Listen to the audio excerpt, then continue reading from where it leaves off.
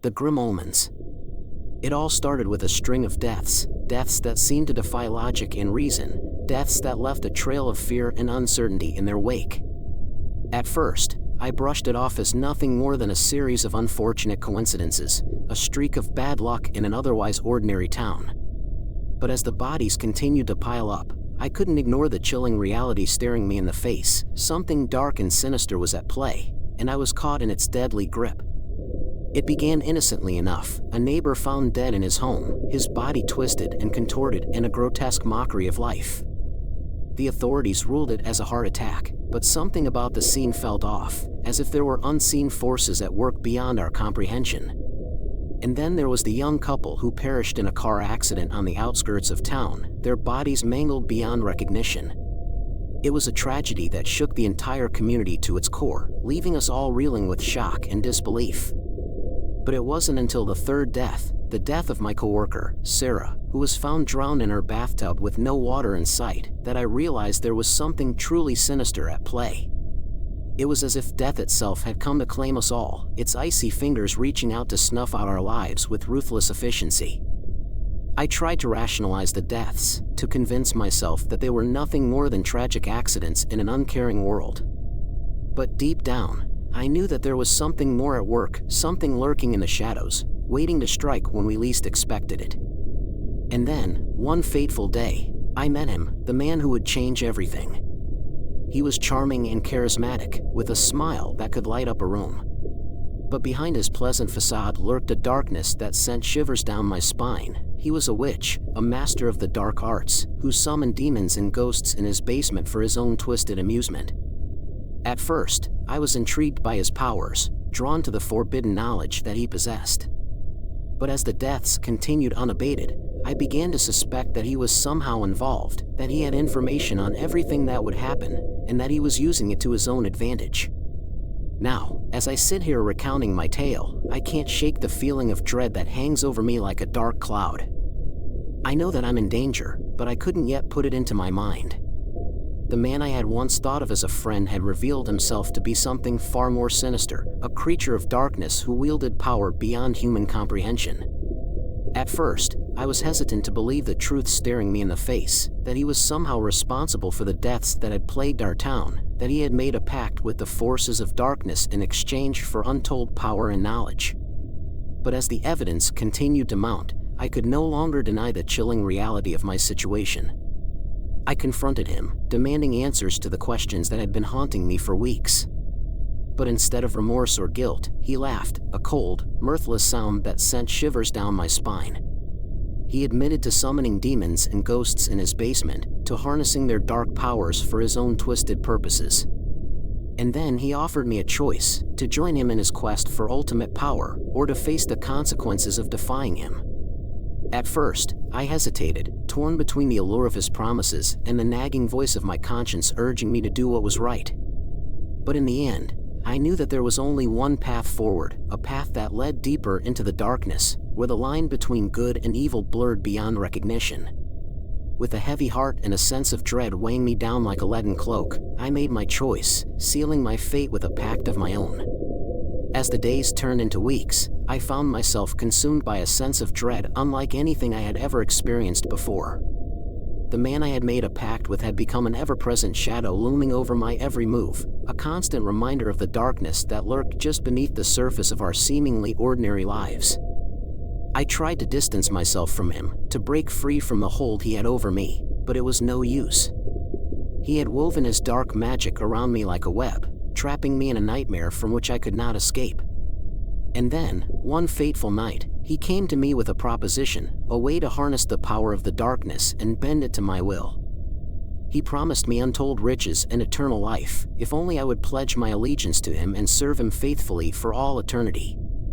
At first, I was tempted by his offer. The thought of escaping the confines of my ordinary existence and ascending to a higher plane of existence was too tantalizing to resist. But deep down, I knew that his promises were nothing more than empty lies, designed to lure me further into his clutches. I refused his offer, knowing that I could never surrender my soul to the darkness that consumed him. And that's when the nightmares began, visions of death and destruction, of blood and fire, haunting me wherever I went. As I stood there, defiant in the face of darkness, a cold chill swept through the room, sending shivers down my spine. I could feel eyes watching me from the shadows, unseen and malevolent, their gaze filled with hunger and malice. And then, with a sudden burst of motion, the darkness coalesced into a twisted figure, a creature of nightmares, its form shifting and changing with each passing moment. It loomed over me, its breath hot and fetid against my skin, as it whispered words of temptation and despair into my ear. I tried to fight back, to push the darkness away, but it was no use. It enveloped me like a shroud, suffocating me with its creepy embrace, until there was nothing left but the endless void. And as the darkness closed in around me, I knew that I had made a terrible mistake, that I had allowed the darkness to consume me, body and soul, until there was nothing left but an empty husk, a vessel for the malevolent forces that lurked just beyond the edges of my reality. Story 2. The Unsettling Discovery. It all started with a nightmare that felt so real, it left me shaken to my core. In the dream, I found myself standing in a dark forest, surrounded by twisted trees and echoing whispers.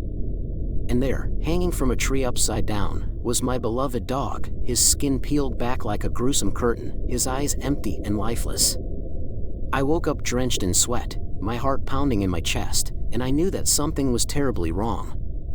I stumbled out of bed and made my way to the kitchen, hoping to find some semblance of normalcy in the familiar surroundings of my home. But as I entered the kitchen, I was met with a sight that chilled me to the bone. There, hanging from the ceiling, was my dog, his lifeless body swaying gently in the breeze. I screamed in horror, unable to tear my eyes away from the grisly sight before me. I called the authorities, my hands trembling as I tried to explain what had happened.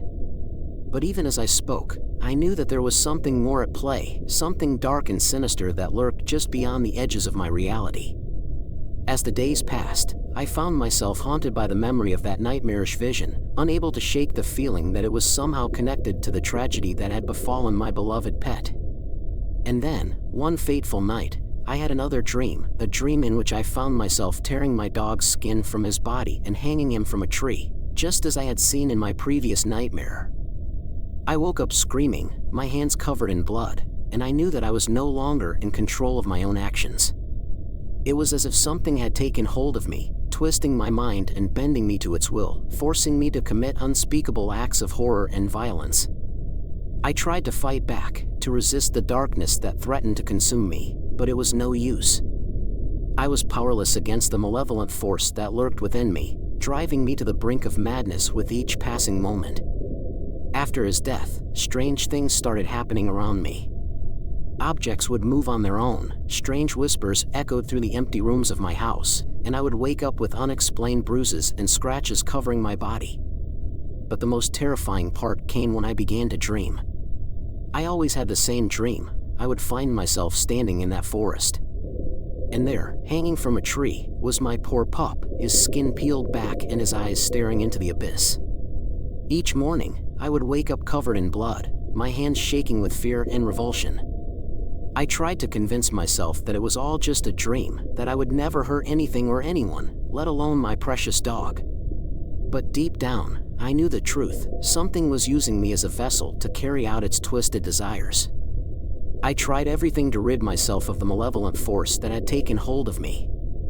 I sought out priests and shamans, hoping they could banish the evil from my home. But nothing worked.